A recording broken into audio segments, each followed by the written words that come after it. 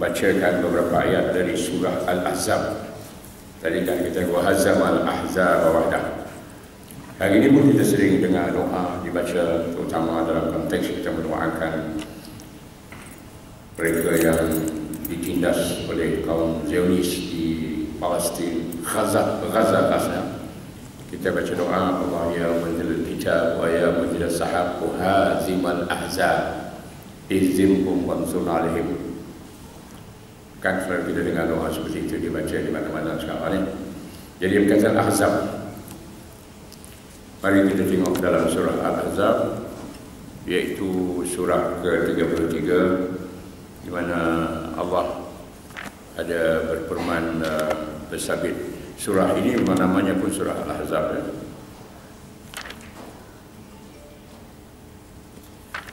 Al-Ahzab Qasas.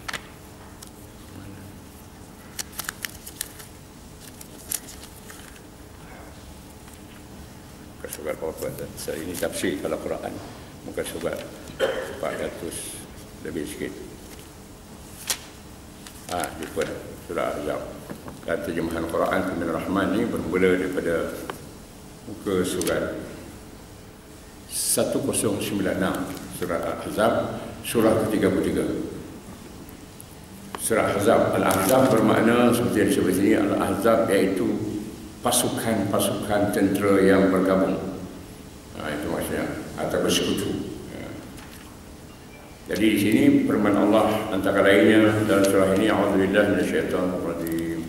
Ya ayyuhalladzina amanu dzkuru ni'matallahi 'alaikum iz ja'atkum junudun fa arsalna 'alaihim rihan wa junudan lam tarawha wa kana Allahu bima ta'maluna basira. إذ جاءوكم من فوقكم ومن أسفل منكم وإذ زاغت الأبصار وبلغت القلوب الحناجر وتظنون بالله الظنونا هنالك ابتلي المؤمنون وزلزلوا زلزالا شديدا وإذ يقول المنافقون والذين في قلوبهم مرض ما وعد الله ورسوله إلا غرورا. Cukup saya baca 4 ayat. Maksudnya, wahai orang-orang yang beriman. Ini Allah suruhkan kepada kita termasuk orangnya. Wahai orang yang beriman, kenangkanlah atau peringatilah nikmat Allah yang dilimpahkannya kepada kamu semasa kamu didatangi tentera dalam kandungan maknanya Al-Ahzab, iaitu pasukan bersekutu tadi yang menyerang Madinah. Lalu kami hantarkan kepada mereka angin ribut yang kencang serta angkatan tentera yang kamu tidak dapat melihatnya, yakni para mereka. Dan ingatlah Allah sentiasa melihat apa yang kamu lakukan. Ayat 10. Masa itu ialah masa tentera musuh datang melanggar kamu dari sebelah hulu atau dari sebelah atas bukit, dan dari sebelah hilir, maksud juga dari sebelah lembah, jadi tempat pertahanan kamu. Dan masa itu ialah masa pemandangan mata kamu tidak ketentuan arah, yakni kerana gempar dan bingung, serta hati pun resah gelisah kerana cemas takut, dan kamu masing-masing pula menyangka terhadap Allah dengan berbagai-bagai sangkaan. 11. Pada saat itulah diuji orang-orang yang beriman dan digoncangkan perasaan dan pendiriannya dengan goncangan yang amat dahsyat. Ke-12. Dan lagi masa itu ialah masa orang-orang munafik dan orang-orang yang tidak sihat dan tidak kuat iman dalam hatinya berkata, Allah dan Rasulnya tidak menjanjikan kepada kita melainkan perkara yang memperdayakan sahaja. Itu 4 ayat dari surah Al-Ahzab, surah ke-33. Yang selain pada ayat ini ada lagi banyak lagi ayat lainlah yang mengkisahkan peristiwa perang Al-Ahzab ini. Al-Ahzab ini berlaku pada bulan Syawal tahun ke-5 Hijriah. Ada penceramah lain dah cakap apa lagi? Sebelum ini ada Saya dah cakap tajuknya lah. Dalam tempoh Syawal sekarang di sini maksudnya. Kalau ada mana ulangan, kalau ulangan kita ringkaskan saja. Yalah tahun lepas mungkin ada kan, tahun ini belum lagi. Jadi Allah suruh kita peringati paling kurang setahun sekali. Uzkuru nikmat Allah. Apa nikmat Allah? Itu kemenangan Allah menghancur musnahkan tentera azab. Maka itu kita baca tadi takbir, sadaqah wa'dah, benarlah janjinya Allah itu. Wa nasara abdah, dialah yang memberi bantuan untuk memenangkan hamba-Nya itu. Wa azza jundah, dialah saja Tuhan yang perkasakan pasukan tenteranya itu. Wa hazamal ahzab wahdah, dan dialah bersendirian yang menghancur musnahkan al-ahzab itu. Jadi ahzab tadi gabungan daripada berbagai kumpulan kaum musyrikin yang diketuai oleh kaum Quraisy di Makkah, disertai beberapa suku-suku Arab di luar Makkah. Tapi yang sangat penting untuk kita mengetahui dan memperingati peristiwa ini, kerana Al-Ahzab ini ada pada bila-bila masa, bukan hanya pada zaman Nabi SAW. Sebab itu Allah sebut dalam Quran, nama surah Quran Al-Ahzab. Padahal surah Quran ini sebelum turun kepada Nabi SAW dalam tempoh hampir 22 tahun 3 bulan beransur-ansur. Quran ini selengkapnya 114 surah sudah ada di alam ghaib sana, di langit dunia disebutkannya, yang diturun Allah dari Lauhul Mahfuz ke langit dunia selengkapnya. Jadi dah ada dah nama surah Al-Ahzab. Maknanya Allah memang dah merancang dan nak memberitahu akan ada surah Al-Ahzab ni pada bila-bila masa. Cuma bermula pada zaman Rasulullah SAW berhijrah ke Madinah, membentuk sebuah pemerintahan baru 5 tahun, maka berlakulah Al-Ahzab ni yang tujuannya ialah nak hancur leburkan Islam, hancur lumatkan Madinah yang jadi pusat pengembangan Islam yang Nabi memerintah di sana.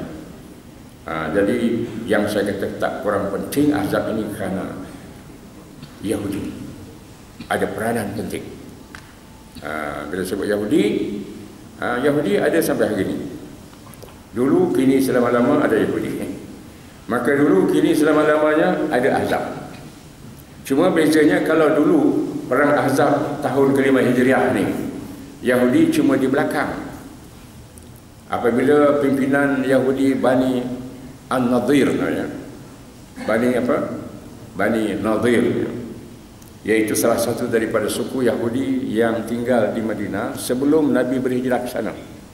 Bila Nabi berhijrah, Nabi membentuk pemerintahan, maka dibuat apa yang hari ini boleh dikenal sebagai perlembagaan, constitution, iaitu Sahifah Madinah, Piagam Madinah. Di dalam Piagam Madinah itu memberi jaminan kebebasan beragama kepada kaum Yahudi dan hak untuk dilindungi hidup mereka. Tetapi Yahudi ini memang tidak pernah nak bersyukur. Sejak zaman-zaman Bani Israel wujud di dunia ini, diutus Allah para Nabi kepada mereka, melindungi mereka, menyelamatkan mereka, malah memberi anugerah kebesaran, kerajaan hebat. Bila Nabi Daud dan Nabi Sulaiman dari Bani Israel dirikan kerajaan yang besar sehingga semut pun faham pemerintahan Nabi Sulaiman, dalam cerita surah An-Naml. Syaitan, iblis, jin semua berkhidmat kepada dia. Tetapi bila Nabi Sulaiman dah tinggalkan, dah wafat, maka kaum Yahudi menderhaka. Diutus Allah beberapa Nabi lain, mereka kemudian membunuh para Nabi itu. Begitulah diselamatkan oleh Nabi Musa daripada kekejaman Fir'aun. Selamat Fir'aun ditenggelam dalam laut, mereka menderhaka. Jadi begitulah Yahudi. Zaman Islam datang, setelah mereka ditindas oleh Roman, Byzantine, ditindas oleh Greece, ditindas oleh Ashurian, Babylonian. Datang Islam, mereka kemudian diberi jaminan kebebasan beragama, tapi mereka juga tak senang. Maka mereka bercadang atau merancang nak bunuh Nabi. Akhirnya mereka ini diusir dari Madinah. Karena itu maka pimpinan Bani An-Nadir ini turun ke Mekah, menghasut orang-orang Arab Quraisy, yang akhir secara ringkasnya berjayalah tertubuh angkatan Al-Ahzab yang disertai oleh beberapa suku-suku Arab di luar Makkah. Apabila pemimpin Yahudi tadi membuat kempen, malah memberikan sumbangan infak wang ringgit mereka lah untuk membentuk kekuatan tentera. Itu peranan Yahudi Bani An-Nadir. Yahudi Bani An-Nadir juga kemudiannya memujuk lagi Yahudi Bani Quraizah, salah satu lagi suku Yahudi yang berpengaruh di Madinah, yang masih setia kepada Nabi SAW, tapi dengan hasutan dan pujukan pimpinan Bani Quraizah tadi, Bani An-Nadir. Bani Quraizah pun akhirnya memihak juga kepada tentera Al-Ahzab untuk mengkhianati Islam. Begitulah suasana ketika tentera Ahzab datang sampai berhampiran Madinah. Tetapi mereka terperanjat. Bila sampai berhampiran Madinah, sebelum masuk ke kota Madinah, mereka terperanjat menyaksikan terbentang, melintang parit yang besar dari hujung sebelah anak bukit, kaki bukit sana ke hujung sebelah kaki bukit sini. Parit atau khandak, dalam bahasa Arab khandak, yang panjangnya beberapa berkilometer, dalam lingkungan sampai 3 kilometer panjang. Lebarnya ada di sebahagian yang sampai 10 meter atau di kurang 30 kaki. Ada yang kurang sikit kerana ada batu-batu besar yang banyak. Orang Arab di semenanjung Arab tidak pernah mempunyai pengalaman berhadapan dengan lawan atau musuh mereka yang bertahan dengan menggali parit. Tapi ini kali pertama berhadapan dengan tentera Islam. Mana datang idea ni? Dia bukan datang dari Arab, datang dari seorang sahabat Nabi yang bukan Arab, iaitu Salman Al-Farisi. Farisi itu mana orang Parsi lah. Orang Islam pun dia boleh pakai gelar kaum dia juga, gelar nama saja lah. Salman asal orang Parsi, hari ini disebut Iran. Suhaib Ar-Rumi asal orang Roman. Bilal Al-Habsyi asal orang Habsyah. Jadi kata Salman, ya Rasulullah, di negeri kami jikalau musuh terlalu besar bilangannya datang menyerang, kami bertahan dan menghalang musuh dari memudahkan melakukan serangan besar-besaran dengan menggali khandak. Nabi SAW terus bersetuju dan mengerah tenaga sahabat-sahabat yang juga mereka adalah prajurit mujahid-mujahid Islam yang jumlahnya kurang dari 3.000 orang. Dalam suasana masa itu bulan Ramadan lagi, untuk gali pagi ini masih dalam hujung bulan Ramadan. Panas terik dan suasana ketika itu kekurangan bahan makanan. Tetapi dengan semangat jihad, Nabi sendiri mengetuai kerja menggali parit ini sekitar 2 minggu siap. Sebaik siap parit itu musuh pun sampai. Itu semua diaturkan Allah lah. Ini kerja Allah semua kan, perancangannya, kerana benda itu dah ada dalam Quran sebelum turun kepada Nabi. Tak tahu berapa ratus ribu tahun dulu dah, yang tak ada had masa kita boleh tahu lah. Di alam ghaib. Terkejut mereka itu.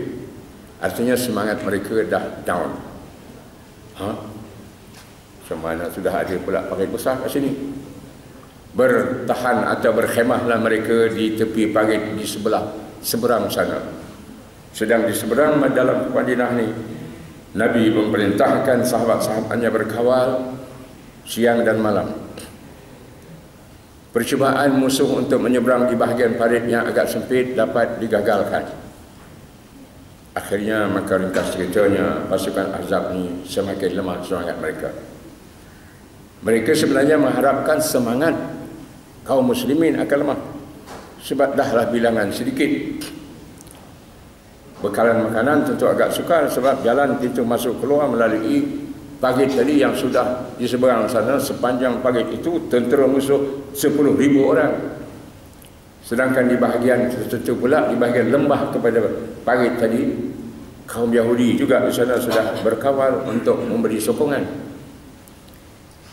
Tetapi walaupun disebut dalam ayat tadi keadaan cemas sehingga pemandangan mata mereka itu tak dapat tertumpu lagi dengan kuat sampai melihat sebelah sana musuh, sebelah sini musuh, sebelah sana musuh.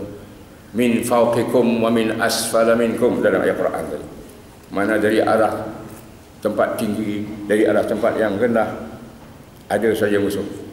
Dan digambarkan oleh Quran makna perasaan cemas takut itu sehingga seolah sesak nafas sampai ke kerongkong. Wa balaghatil qulubul hanajira. Hanajir ni lah dia. Mana hati perasaan takut sudah sampai menyesak ke kerongkong. Wa tadhunnuna billahi dhununa, mu menyangka yang macam-macam kepada Allah. Bila Allah nak tolong ni, seminggu dah kita bertahan, 2 minggu dah bertahan, belum sampai bertemu Allah lagi. Tapi kerana Allah nak menunjukkan siapa di antara orang-orang Islam yang kira-kira 3,000 orang itu benar-benar sanggup berjihad, manakala siapa pula yang akan cabut lagi. Ternyatalah kemudiannya, maka orang-orang munafik dan orang-orang yang Quran mengatakan yang berpenyakit di dalam hatinya. Ini ayat yang saya bacakan tadi, ayat 10 tadi ya. Berapa ayat? 10 ke 11? Ayat ke-12. Wa idz yaqulul munafiquna walladzina fi qulubihim maradun ma wa'adana Allah wa rasuluhu illa ghurura. Orang munafik dan orang yang berpenyakit dalam hatinya, maknanya diterjemah sini yang lemah iman, mereka kata tak ada lain janji Allah dan Rasul, hanya tipu daya mereka. Mana tak betul lah. Akhirnya mereka kata lebih baik kita balik jaga anak isteri di rumah. Ada yang minta izin untuk ayat berikutnya lah. Untuk Jumaat masa saya tak baca lagi ayat itulah. Anda boleh rujuk kitab Al-Quran dan tafsirannya. Jadi baliklah mereka. Tapi Allah beritahu mereka bukan nak jaga rumah mereka. Rumah tak ada guna musuh. Musuh no di depan, rumah kat belakang. Tapi hanya kerana nak lari saja. Meninggalkan barisan pertahanan orang-orang munafik ini sekitar antara 300 orang begitu, atau 200 lebih hingga ke 300 orang. Maka tinggallah tentera Islam hanya sekitar dalam 2,600 ke 2,700 orang. Mereka inilah yang dengan kekentalan iman mereka tidak merasa takut atau terus sabar dan yakin pertolongan Allah. Ini disifat Allah dalam ayat di belakang sana, iaitu dalam ayat yang ke-22. Walamma ra'al mu'minuna al-ahzaba qalu hadza ma wa'adana Allah wa rasuluhu wa sadaqa Allah wa rasuluhu wa ma zadahum illa imanan wa taslima. Yang maksudnya ikut terjemahan kitab.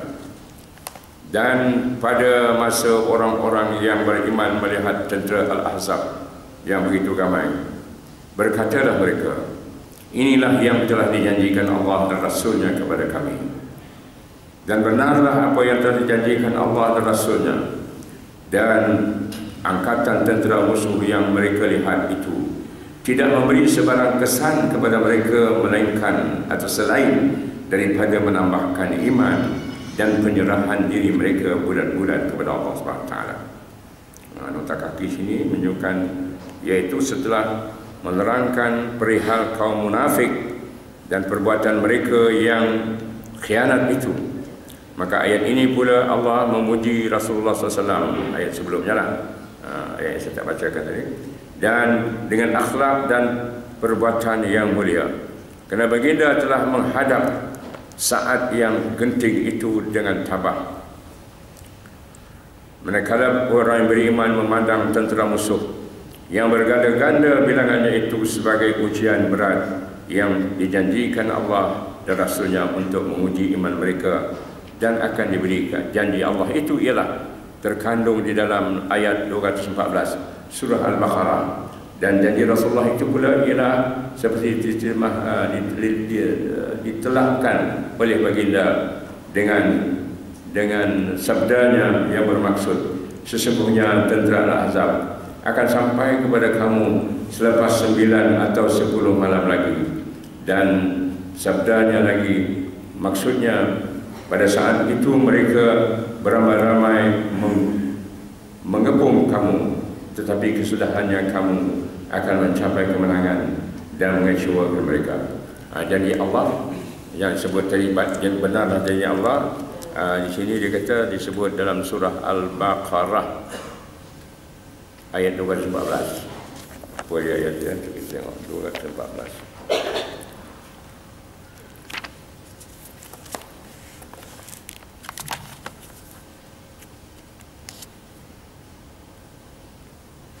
Al-Baqarah 214.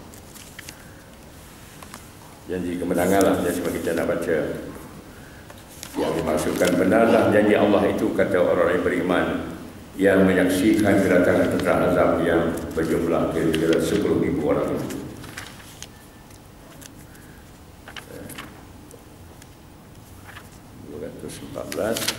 Ini ayatnya. Am hasibtum an tadkhulul jannata wa lamma ya'tikum mathalul ladzina khalu min qablikum massatuhumul ba'sa wad-dharra wa zulzilu hatta yaqula ar-rasul wal ladzina amanu ma'ahu mata nasrullah ala inna nasrallahi qarib. Ini dia janji Allah ya. Adakah patut kamu menyangka bahawa kamu akan masuk syurga padahal belum sampai kepada kamu ujian dan cobaan seperti yang telah berlaku kepada orang yang terdahulu daripada kamu. Mereka telah ditimpa kemusnahan harta benda atau kepapaan dan serangan penyakit serta digoncangkan oleh ancaman bahaya musuh. Sehingga berkatalah Rasul dan orang yang bersama mereka, bilakah datangnya pertolongan Allah? Ketahuilah, ini Allah kata ya, dalam ayat ini, sesungguhnya pertolongan Allah itu dekat, asalkan kamu bersabar dan berpegang teguh kepada agama. Jadi dengan keyakinan itulah maka kaum muslimin begitu kental keimanan mereka, terus berkawal, dan akhirnya setelah 3 minggu Allah menurunkan pertolongan, yaitu ayat yang dibaca ayat 9 tadi. Allah menurunkan angin ribut pasir yang kuat di sebelah tebing sana. Di sebelah sini kaum muslimin maknanya menyaksikan apa yang berlaku di sebelah sana. Dalam keadaan gelap kelihatan jeneral mereka Abu Sufyan bertarik-tarik tangan dan dipukul oleh ribut, terbang segala kemudahan, segala logistik mereka binasa. Itulah cerita Ahzab. Ada berapa minit lagi dah? Jam, 2 minit. Dulu ada jam 1, sekarang saya tak ada jam. Baik, jadi akhirnya apa rahsianya? Apa rahsianya? Maka Allah suruh kita peringati nikmat kemenangan Al-Ahzab, kemenangan Islam terhadap Al-Ahzab yang nak hancurkan Islam ini. Ada waktu lagi sikit. Dan saya katakan tadi, perang ini juga dinamakan Perang Khandaq, Ghazwatul Khandaq dalam sirah. Tetapi Allah tak menamakan surah Quran ini bersabit peperangan itu sebagai surah Al-Khandaq. Tapi Allah memilih untuk menetapkan namanya Al-Ahzab sebelum terjadi pun, kerana Quran dah sedia ada, saya katakan. Di alam gaib sana dah siap ada Quran surah Ahzab ni. Tapi ia pasti berlaku menurut perancangan Allah.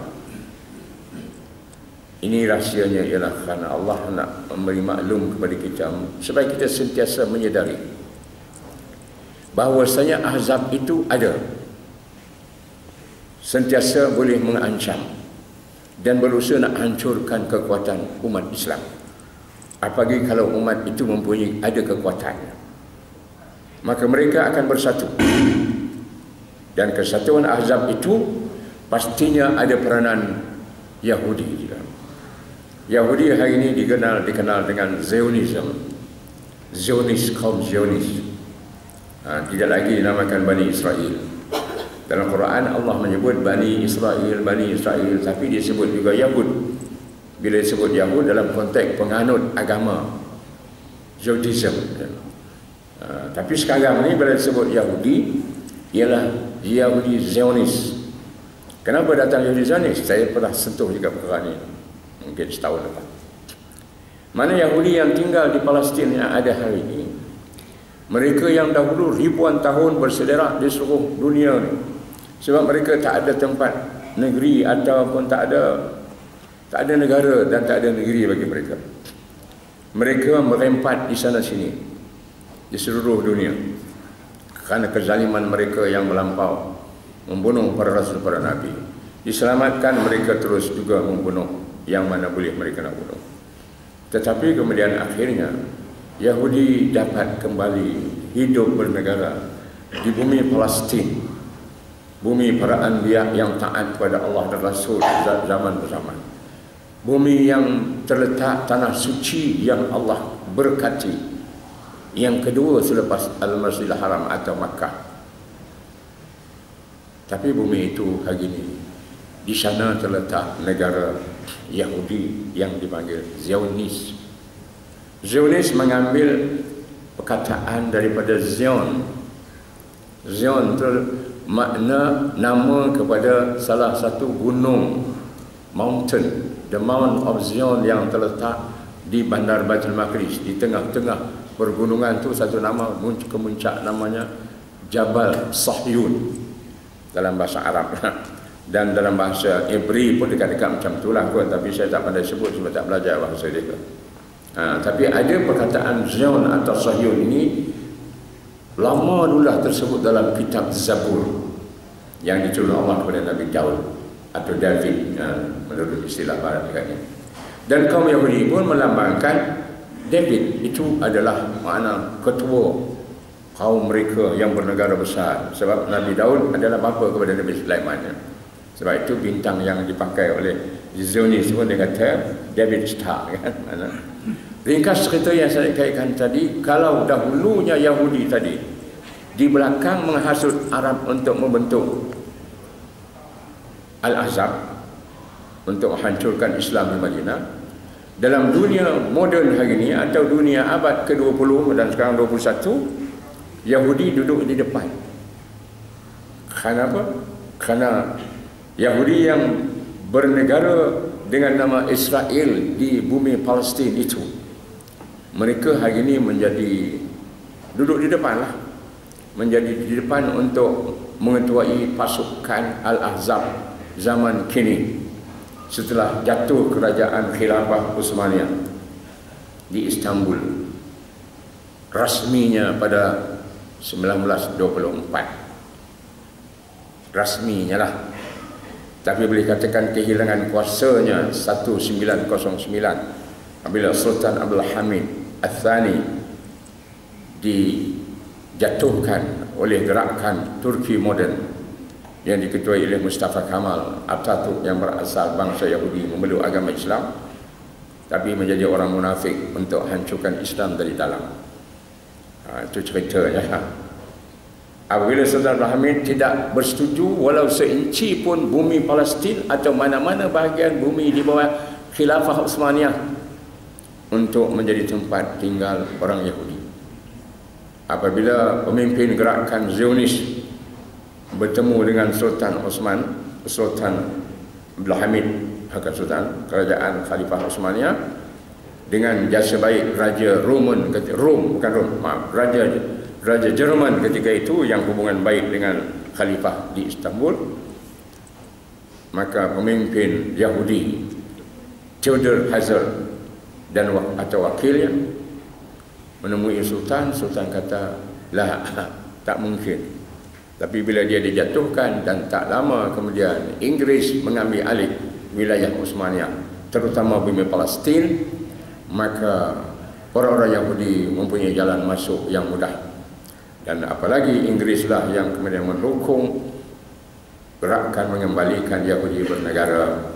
Apabila gerakan Zionism makna berjaya mempengaruhi Menteri Luar Inggris Lord Balfour, yang kemudian pada tahun 1917 mengisytiharkan dukungan bahawa semua orang Yahudi di seluruh dunia, terutama di benua Eropah, mesti dihantar balik bernegara di Palestin, bumi suci orang Yahudi, bumi suci orang Kristian. Tapi mereka tak nak iktiraf bumi suci orang Islam. Itu masalah. Akhirnya ringkas ceritanya, maka Yahudi pun masuk ke sana